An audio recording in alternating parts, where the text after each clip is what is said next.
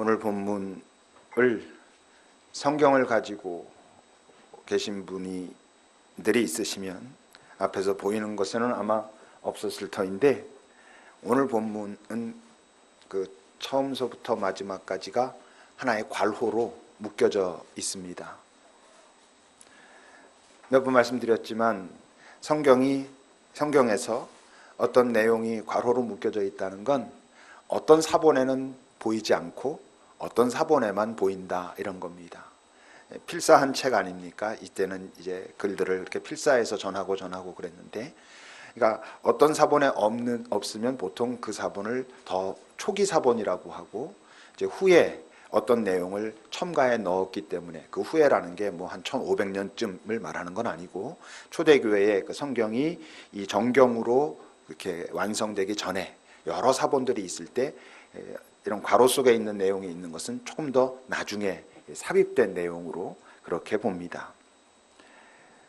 그러니까 오늘 이 내용이 여기 있다는 것은 그 전에는 이 내용이 없이 그 앞에와 뒤에가 쭉 연결되어 있었는데, 이제 이 성경의 저자가 이 성경을 통해서 예수를 전하려고 하는 사람들이 보았을 때, 이 내용이 여기에 들어가면 예수님을 더 잘 설명하고 전할 수 있겠다 하는 의도를 가지고 이 내용을 넣은 것이죠. 이건 뭐 없었던 내용을 만들어서 썼다는 게 아니라 많은 예수님에 관한 이야기들이 전승되고 있었을 것 아닙니까?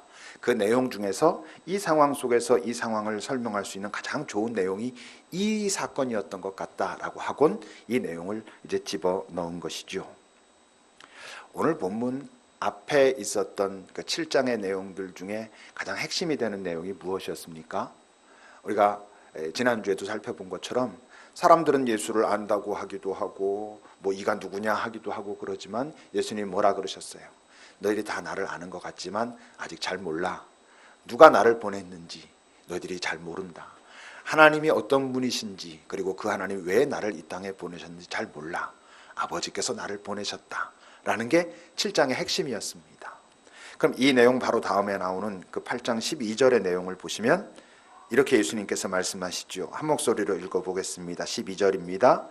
예수께서 또 말씀하여 이르시되 나는 세상의 빛이니 나를 따르는 자는 어둠에 다니지 아니하고 생명의 빛을 얻으리라 라고 말씀하셨습니다. 그러니까 오늘 본문이 있기 전에는 아버지께서 나를 보내셨다. 그런데 왜 보내셨냐 하면 나를 세상의 빛으로, 생명의 빛으로 이 땅에 보내셨다라고 연결되어 있던 그 내용이었습니다. 그런데 그 사이에 지금 어떤 내용이 들어갔다고요? 우리가 잘 알고 있는 이 간음한 여인의 이야기가 들어가 있습니다. 그러니까 이 본문을 후에 이 내용이 여기에 들어가면 더 좋겠다라고 집어넣은 의도가 뭐겠어요? 아버지 하나님께서 예수를 이 땅에 보내셨고, 그 예수가 이 땅의 빛으로, 생명으로 오셨는데, 그 이 땅에 생명의 빛으로 오신 그 모습을 가장 명확하게 이야기해 줄 수 있는 사건이 이 사건인 것 같다라고 생각을 하니까 이 내용을 여기에 이제 집어 넣은 것이죠. 실제로 많은 사람들이 이 본문의 핵심 주제를 좀 오해하고 있습니다. 보통 이제 우리가 잘 알고 있는 지금 오늘 읽었던 이 본문의 주제를 간음한 여인을 예수께서 용서하신 사건, 이렇게 이제 우리가 보통 이야기하는데, 물론 그런 부분이 있지만 이 내용의 핵심은, 정말 중요한 주제는 간음한 여인을 예수께서 용서하셨다라고 하는 용서의 방점이 있지 않습니다. 더 본질적인 메시지가 있다고 하는 거지요. 본문을 좀 보겠습니다. 53절부터 여러분 보십시오. 다 각각 집으로 돌아가고 예수는 감람산으로 가셨다. 사람들은 이제 예수님과 그런 어떤 논쟁들을 벌이다가 가버렸습니다. 예수는 홀로 감람산으로 가셨습니다. 기도하러 가셨다는 것입니다. 가서 무슨 기도를 하셨을까? 여러 가지 기도하셨겠지만 그 앞에 지금 어떤 논쟁이 있었죠? 도대체 네가 누구냐? 아니면 우리가 너를 아는데 네가 무슨 그리스도니 뭐니 이런 소리 하느냐? 이러고 예수님은 아버지께서 나를 보내셨다, 이런 논쟁들이 있었단 말이에요. 이제 그런 후에 예수님께서 홀로 기도하러 가셨을 때 결코 빠지지 않았을 기도의 주제는 뭐였겠어요? 아버지께서 나를 이곳으로 보내실 때 왜 이곳으로 보내셨는지. 그래서 그 다음에 바로 나오는 것처럼 세상의 빛으로, 이 세상에, 이 어두움의 세상에 빛을 비추고 죽어있는 이 세상에 하나님의 생명을 다시 공급하라고 나를 보내셨지. 그걸 확인하고 하나님과 그것을 또 나누고 이런 시간들을 이제 가지셨겠죠. 이제 그리고 나서 2절입니다. 아침에 다시 성전으로 들어오셨을 때 백성들이 또 다 모여들었습니다. 그리고는 예수께서 앉으셔서 그들을 가르치셨습니다. 그러니까 여러분 잘 보면 그 지도자들 뭐 이런 사람들이 예수를 싫어하고 배척하고 이랬고, 나중에 가서는 이 지금 같이 예수를 따르는 사람들도 예수를 마음에 들어 하지 않고 차라리 없어지는 게 낫겠다, 우리까지 위험해지겠다, 그래서 다 배척했지만 아직은 어떤 거예요? 그 좀 지도자들, 그리고 자기가 뭔가 가지고 있어서 예수의 그 이야기가 뭔가 자기를 불편하게 하는 사람들을 제외한 많은 사람들은 예수라고 하는 존재에게 매력을 느꼈던 거예요. 그가 가지고 있는 능력도 충분히 놀랄만하고, 또 그가 가르치고 있는 그 가르침 자체도 자신들에게 뭔가 새로운 소망을 주는 듯하고, 이런 메시지가 분명히 있었거든요. 그러니까 한 인간으로도 참 매력이 있던 분이죠. 왜냐하면 가장 인간다운 분이셨으니까. 그러니까 사람들의 그 속에 있는 어떤 부분들을 건드리고, 이 사람 좀 괜찮아, 이런 게 이제 많은 사람들에게 있었습니다. 그래서 사람들이 모여서 그의 가르침을 또 듣고 있었습니다. 그런데 분위기가 급변합니다. 3절입니다. 서기관들과 바리새인들이 예수께서 그 앞에 나온 사람들과 함께 하나님의 말씀을, 복음을, 또는 당신의 정체성에 대해서 가르치고 있을 때 음행 중에 잡힌 여자를 끌고 와서 가운데 팍 밀어 세워 넣었습니다. 어땠을 것 같아요, 여러분? 어쨌건 그 바로 직전까지는 예수께서 뭔가를 가르치시고, 사람들은 어떤 부분 의아하지만 어떤 부분은 호기심도 갖고 쫑긋하기도 하고 소망도 느끼고 뭐 기쁨도 느끼고, 또는 어떤 부분은 좀 찔리기도 하고, 이런 가운데서 그 말씀에 쫙 집중하고 있었는데 우당탕탕 소리가 나고, 한 여자가 옷도 제대로 입지 못한 채로 음행 중에 잡혀왔으니까 그렇게 끌고 들어와 가지고, 그 데리고 들어온 사람들은 어떤 표정이었을 것 같아요, 여러분? 그 뭔가 흥분된, 그리고 뭔가 분노한, 의기양양한 표정으로 그 여자를 데리고 와서 가운데 밀어 세워 넣습니다. 네 종류의 사람이 있습니다. 끌려온 여인. 그 여인은 여러분 어땠을까? 언뜻 되게 부끄럽고 수치스러워 보일 수도 있지만, 당사자는 부끄럽고 수치스러운 것을 의식도 하지 못했을지 모릅니다. 깊은 공포, 그 공포 때문에 머리가 새하얘진, 그냥 아무 생각도 나지 않고 덜덜덜덜 떨고만 아마 있었을 여인이 그 가운데 있고, 그 여인을 잡아가지고 온 그 바리새인과 서기관들은 그야말로 의기양양하게, 기세등등하게, 실제로는 누구를 타겟으로 삼아서, 예수를 타겟으로 삼아서 이제 오늘 드디어 뭔가 결판날 그런 때가 되었다 하는 마음을 가지고 왔고, 예수님의 이야기를 듣던 그 청중들은 어땠을 것 같아요?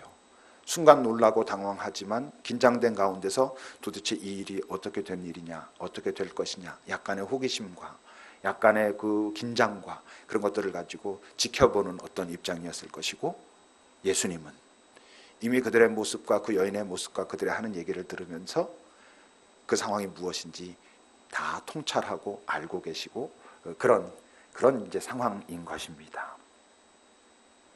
우리가 뭐 이런 상황에 놓일 기회야 있겠습니까만, 상황은 달라도 우리는요, 어떤 땐 이 여인 같은 입장이 되어 있을 경우도 있지요. 모두가 나를 비난하고 욕하고 손가락질하는 것 같은 그런 두려움과 불안감 속에 있을 때도 있고, 어떤 때는 내가 누군가를 함부로 정죄하고, 또는 그가 분명히 잘못했기 때문에 정말 내 안에 혈기등등하게 의기양양하게 비판하고 욕하고 이럴 때도 있고, 어떤 때는 한 걸음 뒤에서 제3자처럼 이 일이 어떻게 진행되어 가는가 보자라고 할 때도 있고, 우리가 예수님이 될 수는 없지만 예수의 어떤 마음을 가지고 그 사람들의 일어나는 마음의 움직임들, 그 상황의 실체를 우리가 제대로 보고 있는 어떤 그런 때도 있고, 그래서 이 장면만 가지고도 잘 기도해 보면 내게 이런저런 사람들 속에 다 우리가 들어갈 수 있고 이입될 수 있고, 그때 내가 어떻게 움직였는지 사실 많이 볼 수 있지요.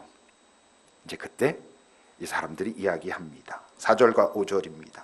함께 읽어보겠습니다. 4절 5절 시작. 예수께서 말하되 선생님이여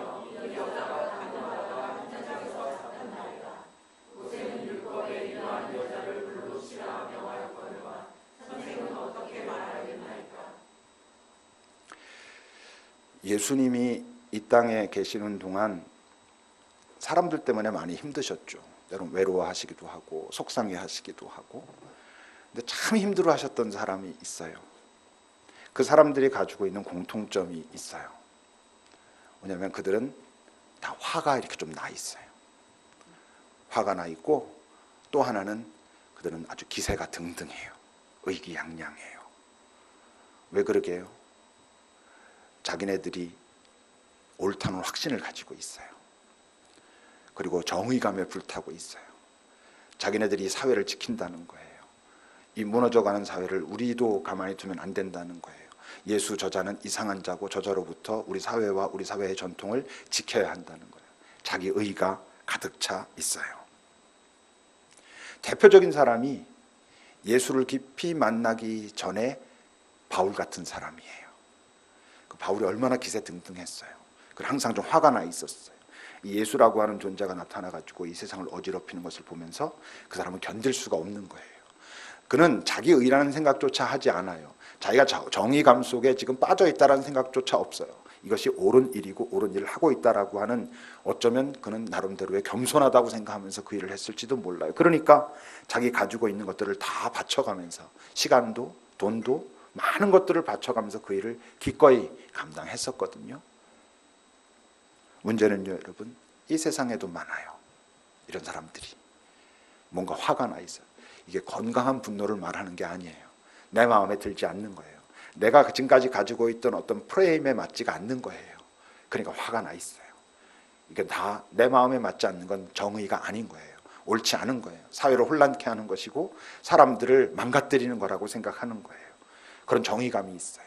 자기 걸 막 투자하기도 해요. 많잖아요, 세상에. 슬픈 건 교회에도 많아요. 교회에도 이런 사람들이 참 많아요. 모르겠어요. 우리 교회에서는 뭐 저만 조심하면 되는지 모르겠지만 일반적으로 교회에 여러분 참 많아요. 함부로 딱 규정해요. 이건 죄, 이건 하나님이 용서하지 않아, 이건 하나님이 기뻐하지 않아. 더 나아가서 이런 사람은 구원받을 수 없어. 이런 사람을 옹호하는 자들까지도 구원받을 수 없어.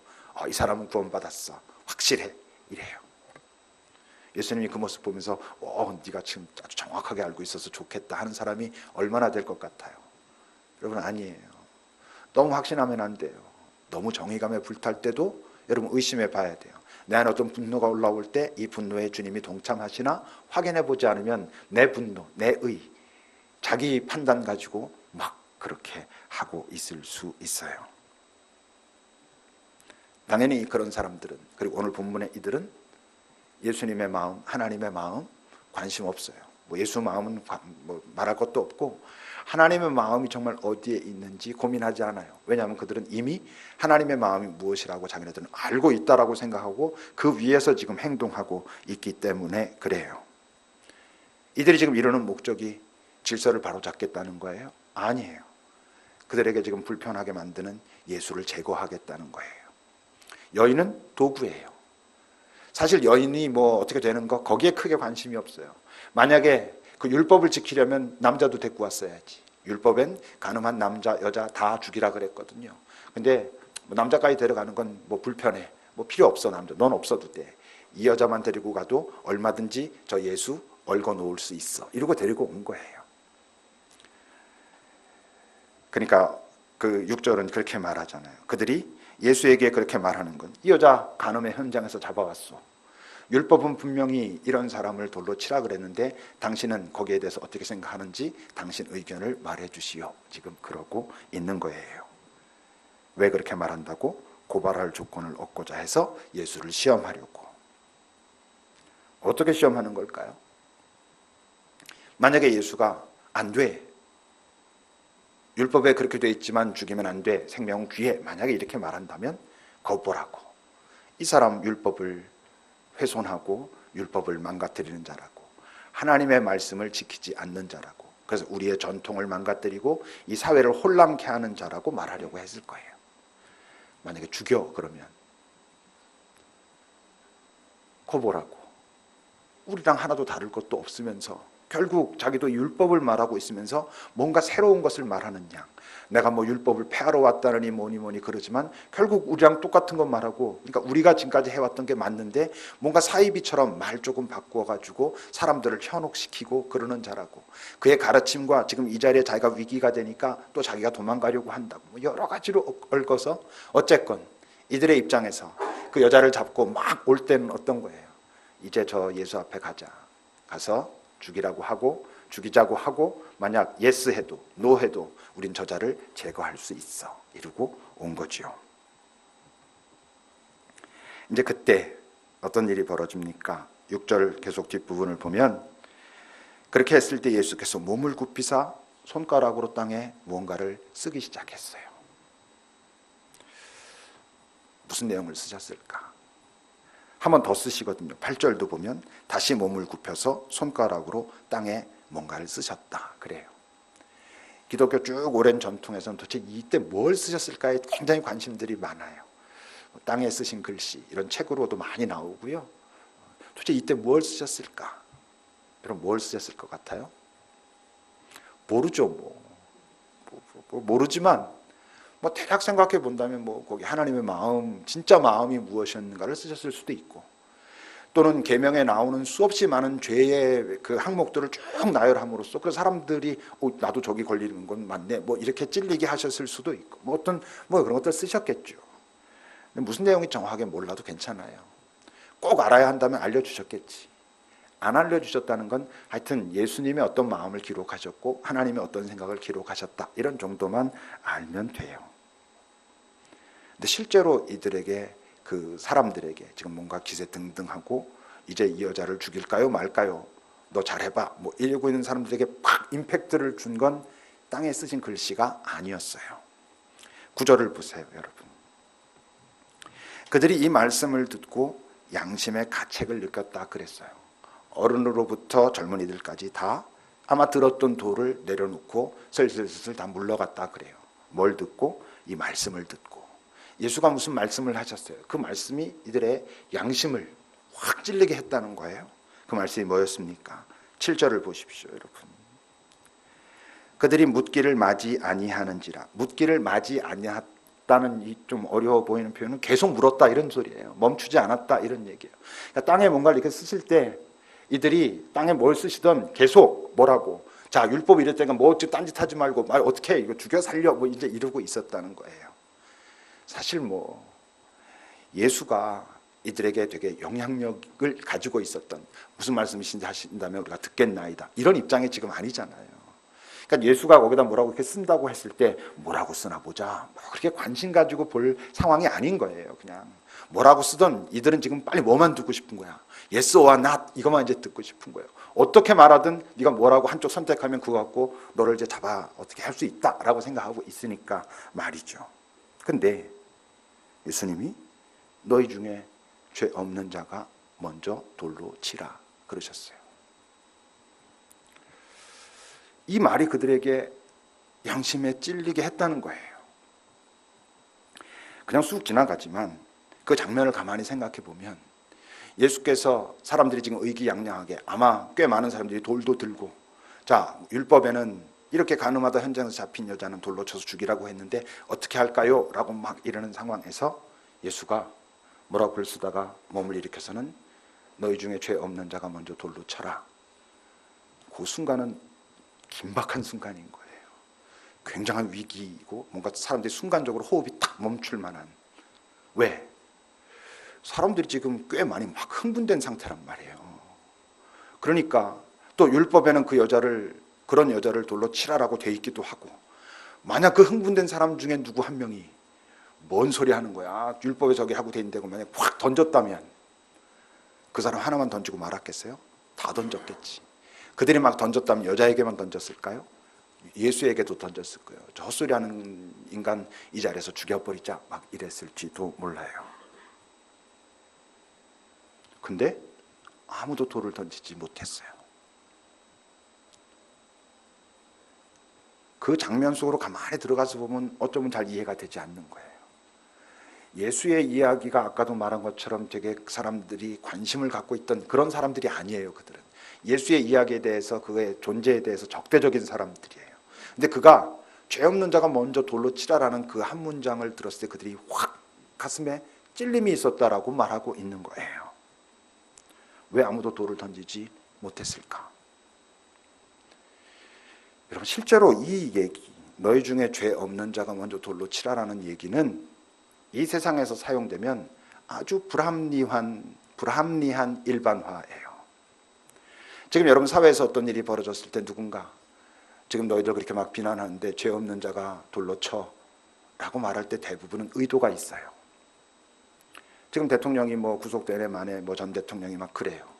누군가 그 앞에 나와가지고 데모하면서 야, 이 대통령도 그랬고 그 전 대통령도 그랬고 그 전 대통령도 그랬고 다 검찰에 잡혀갔었고 여기저기 돈 문제 때문에 다 그런 일들이 있었어. 너희 중에 죄 없는 자가 돌로 쳐. 다 누구는 깨끗해? 라고 말하는 거랑 같아요. 다 똑같아. 이렇게 말하는 거예요. 이 사회에서 많은 사람들이 이 이야기를 막 말하기 시작하면 사회는 엉망이 될 거예요. 지금 뭐 미투 사건 이런 거 막 벌어지고 그 막 경중이 있는데 사람들이 누군가 죄 없는 자가 돌로 쳐 이렇게 말하기 시작하면 난장판이 되는 거예요. 이 말은 우리가 사용할 땐 대부분 뭔가 의도가 있어요. 옳고 그르고의 문제가 아니라 어쨌건 이 말을 통해서 내가 뭔가 관철하고자 하는 이유가 있을 때 이 말은 하는 거예요. 사실 건강한 얘기가 아니에요. 우리가 사용한다면. 근데 예수님이 이렇게 말하고 있는 거예요. 다 똑같아. 너희 중에 죄 없는 자가 먼저 돌로 치라 라고 말씀하실 땐 정말 죄 없는 사람이 있다면 먼저 그가 그렇게 일을 해봐라 라고 말씀하고 계신 거예요. 왜? 위기에 빠진 여인 어떻게 해서든 구해야 되니까 너희들은 죄 없어? 이 여자만 죄 있어? 그래 조금 크게 죄 졌지만 그렇다고 너희들이 이 여자를 죽일 수 있다고? 정말 자신 있어? 이렇게 말씀하시는 걸까요? 아니에요. 예수님이 지금 이렇게 말씀하실 때 이 말씀보다 더 중요한 게 있어요. 이건 아까도 처음 시작할 때 얘기했던 것처럼 도대체 이 본문을, 이 에피소드를 왜 이 성경의 저자는 후에 집어넣었을까? 아버지께서 이 땅에 보내신 세상에 비친 분, 그것을 나타내고 있는 여러 가지 사건들 중에 가장 명확하게 나타낼 수 있는 사건이라고 이걸 선택했다면 도대체 이 성경의 저자는 이 사건 속에서 무엇을 보고 있는 것일까를 다시 생각해 봐야 돼요. 예수께서 그 자리에서 너희 중에 죄 없는 자가 먼저 돌로 치라 라고 했을 때 여러분 구절을 다시 보면 그들이 이 말씀을 듣고 양심의 가책을 느꼈대요. 예수님이 너희 중에 먼저 죄 없는 자가 돌로 치라 라고 했을 때 내가 2년 전에 나도 저런 비슷한 죄를 졌었는데 어저께 내가 또 그런 어떤 죄를 졌었는데 라고 하는 자기가 지었던 죄의 어떤 몇 개가 생각났다는 뜻이 아니에요. 이 말의 의미는 예수의 그 말이 그 존재 자체가 그것도 그냥 한두 명이 아니라 거기 있는 모든 사람이 확 양심의 가책을 느꼈다는 거예요. 다시 말하면 내 안에 있는 어두움이 갑자기 확 자각됐다는 거예요. 왜? 빛으로 이 세상에 오신 그분의 빛이 그곳에 확 드러났을 때 인간들 속에 자리 잡고 있던 어두움이 확 드러났다는 걸 말하고 있어요. 다시 말하면 모두가 대문자 시인의 존재라는 것이 그 순간 아마 시간이 지난다면 다들 얼떨떨했을 거예요. 야, 근데 우리가 그 말 하나 듣고 다 도망쳐 나왔지? 와, 이거 진짜 열받아 미치겠네 라고 며칠쯤 지난 다음에 아니면 집으로 돌아가서 생각했을지도 몰라요. 근데 그 순간은 그랬다는 거예요. 그 자리에 빛 대신 그분의 위엄과 권세와 영광이 나타났었다라고 지금 이 저자가 이 사건을 돌아보고 있는 거예요. 하나님께 가까이 가면 은혜가 커집니다. 은혜가 커지는 이유가 뭔지 알아요? 내 죄가 너무나 커지기 때문에 그래요. 내 어둠이 너무나 명확하게 하나님 앞에 가면 갈수록 드러나기 때문에 그래서 그 은혜가 더 크다는 걸 알게 돼요. 그래서 하나님 앞에 가까이 가는 것이 정말 진심으로 발가벗은 모습으로 그 앞에 가는 게 그다지 편하지 않아요. 왜냐하면 내 그런 게 드러나거든. 근데 그럼에도 불구하고 불편하지만 그 앞에 가지 않으면 그의 사랑이 진짜 뭔지 알지 못해요. 예수께 가까이 가서 내 어두움의 실체를 꽤 정확하게 보기 전엔 그분의 사랑의 실체를 꽤 정확하게 알 수가 없어요. 이제 사람들이 많이 떠나갔어요. 제자들도 다 떠나갔는지 그건 잘 모르겠어요. 그러나 어쨌건 그 장면 속에선 제자건 뭐건 다 그 마음속에 확 양심의 찔림이 있었던 것 같아요. 그리고 예수님과 그 여자만 두고 사람들은 어쨌건 그 현장에 없었나 봐요. 10절부터 보십시오, 여러분. 예수께서 일어나사 여자 외에 아무것도 없는 것을 보시고, 그러니까 예수님이 꽤 오랫동안 쓰신 거예요. 쓰고 있을 때 사람들이 빨리 말하시오 이랬을 때 일어나가지고 너희 중에 죄 없는 자가 먼저 돌로 치라 하곤 다시 쓰시기 시작했잖아요. 근데 언제까지 쓰신 거냐면 사람들이 뭔가 찔림이 일어나고 그래서 한 명 한 명 돌을 놓고 다 없어질 때까지 뭔가 쓰셨으니까 아마 그 내용은 아마도 사람들의 찔림이 일으킬 수 있는 어떤 죄의 어떤 여러 항목들을 쓰셨지 않았을까 싶지만 뭐 정확하진 않아요. 어쨌건 다 떠나갔어요. 예수님이 물으십니다. 여자여, 너를 고발하던 이들이 어디 있느냐? 너를 정죄한 자가 어디 갔느냐? 없느냐? 그랬을 때 여자가 다 떠났습니다. 그래요. 그때 예수께서 나도 너를 정죄하지 않는다. 가서 다시는 죄를 범하지 말라 그러셔요. 이제 이 얘기를 딱 듣고 여자는 나 자유 얻었네, 너 자유 얻었네, 뭐 우리 자유 얻었네 기뻐하며 찬송하세요 이랬을까요? 그럴 수가 없죠. 순간 짧은 시간 동안 안도는 있죠. 살았다. 어쩜 이렇게 서 있다가 아까 세워놨다 그랬으니까 다리에 힘이 풀려가지고 툭 주저앉았을 정도의 안도는 있었을 거예요. 근데 그 다음은 다른 차원의 두려움. 지금 빛이 비추어진, 지금 예수님이 이 여인에게 넌 죄 없어, 괜찮아 이러신 거예요? 아니에요. 죄 맞다는 거예요. 그거 죄 맞아 라고 말씀하시는 거예요. 아주 분명한 죄야 라고 말씀하고 계시는 거예요. 예수님이 용서하셨습니까? 이게 용서입니까? 아닙니다, 여러분. 나도 너를 정죄하지 않는다라는 것은, 정죄라는 단어는 판사의, 재판정에서의 판사가 선고한다는 뜻이에요. 그러니까 나도 너를 정죄하지 않는다는 건 내가 너를 용서한다는 뜻이 아니에요. 지금 이 자리에서 너를 죄인으로 규정하지 않겠다는 거예요. 그리고 앞으로는 죄를 짓지 말라 이러시는 거예요. 그러니까 이건 막 좋아, 나 자유 얻었어, 예수님 믿어가지고 다 구원받았고 이제 내 모든 죄의 문제는 해결됐고 가벼워 이런 거는 아니에요, 여러분. 이런 불편함도 있을 수 있어요. 가서 다시는 죄를 짓지 말라라고 했을 때 그게 어떤 의미일까? 그게 그 여인을 어쩌면 더 어렵게 하거나 아니면 우리를 더 어렵게 할 수도 있지 않을까라고 고민할 수 있어요.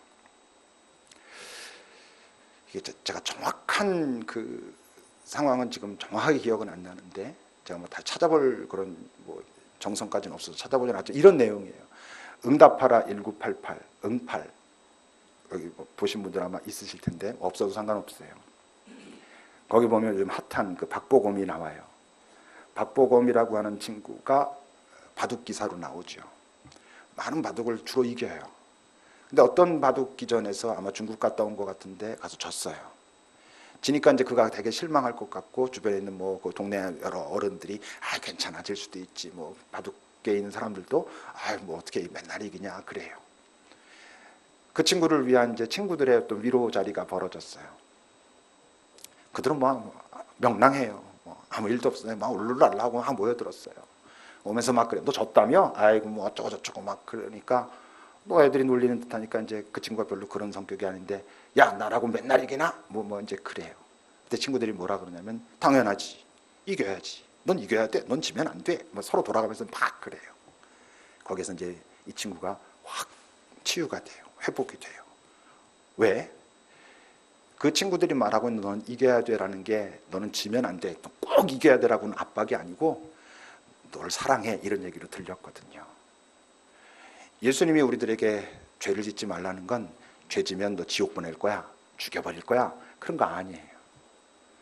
죄를 짓지 말라는 건 나는 네가 온전하길 바래 이런 거예요. 진짜 사랑하면 상대가 온전하길 바래요. 온전하지 못한다고 실망하거나 버리진 않아요. 그건 사랑하는 거 아니에요. 그럼에도 불구하고 네가 온전하길 바래요. 그건 그가 어떤 행동이 중요해서가 아니에요. 그 존재가 중요해서 그러는 거예요. 예수님이 그러니까 아버지께서 온전하심 같이 너희도 온전하라 그러시죠. 우리가 어떻게 아버지처럼 온전해요? 그걸 사랑하는 거예요. 왜 죄를 짓지 말라 그럴게요? 죄는 궁극적으로 그 죄의 결과는 주님으로부터 멀어지거든요. 그러니까 나로부터 멀어지지 말라고 말씀하시는 거예요. 내 옆에 같이 있자고, 함께 가자고. 그래야 여러분 용서를 알아요. 이 여인이 지금 용서받은 거예요, 거의. 근데 용서가 뭔지 알아요? 몰라요. 우리의 착각이 있어요. 용서는 예수께서 단번에 하셔요. 근데 우리가 그 용서를 단번에 받아요? 아니에요. 오랜 시간 두고 그 용서가 무엇인지 알아가는 거예요. 처음에 용서는 그게 뭔지도 잘 모르고 그게 정말 기쁜 건지 아닌지도 모르고 하여튼 뭐 용서하니까 용서 받았어? 이러는 거예요. 근데 점점 예수를 알아가고 하나님의 마음을 알아가면서 내가 받은 용서가 이거구나 라는 걸 점점 알아가는 거예요.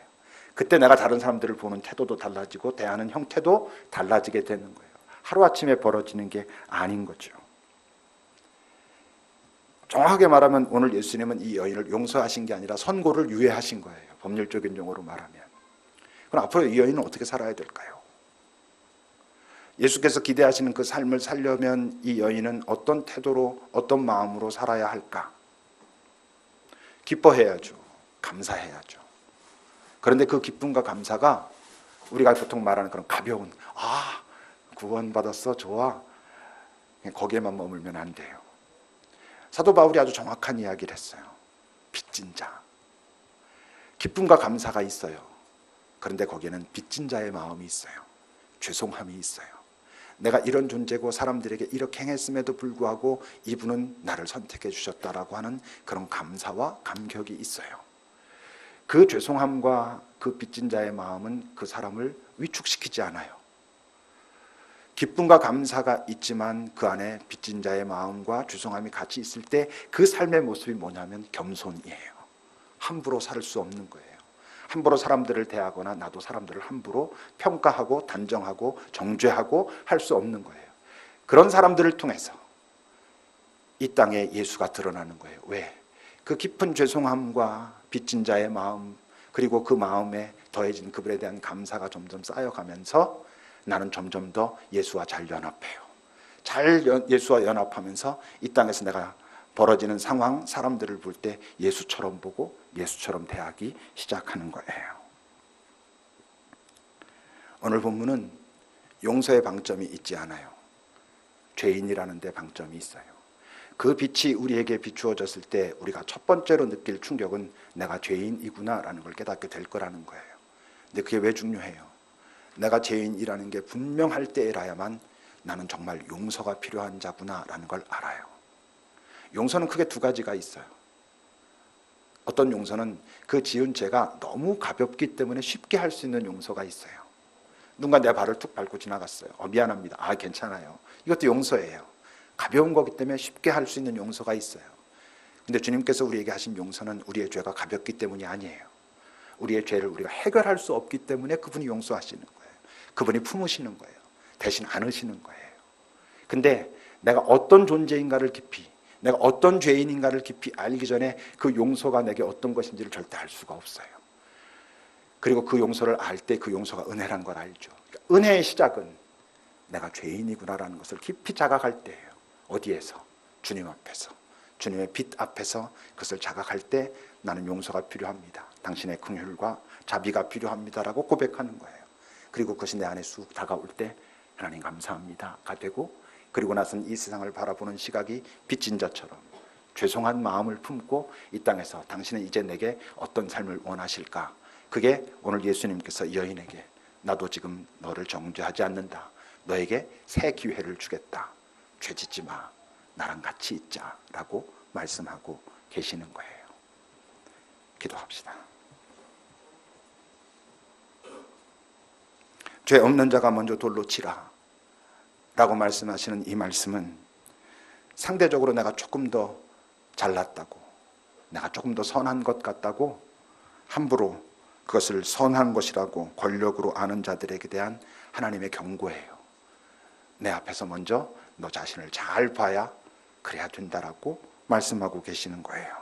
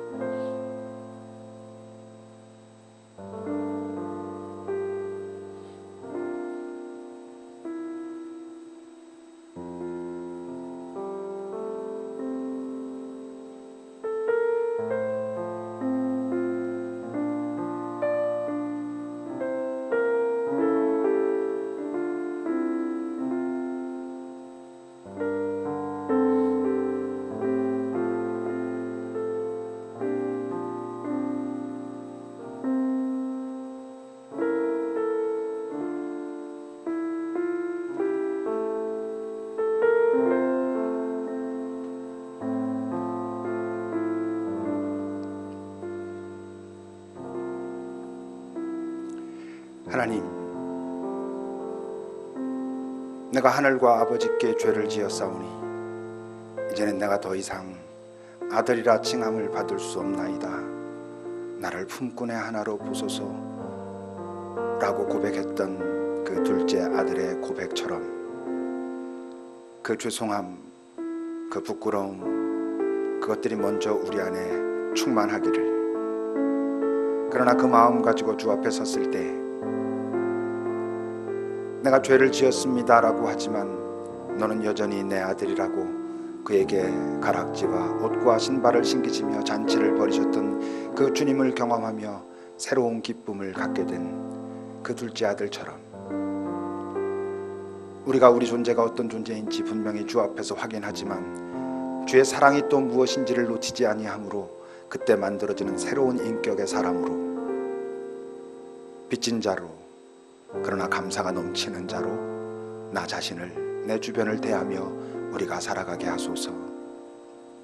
이 고난의 기간, 우리가 예수께서 이 땅에 오셨을 때 가지셨던 그 삶의 태도를 다시 한번 마음에 잘 새기는 시간들이 되게 하시고, 하여 이 시간을 지내며 우리 자신이 조금 더 예수를 닮아가는 귀한 복된 성숙의 시간이 되게 인도하소서.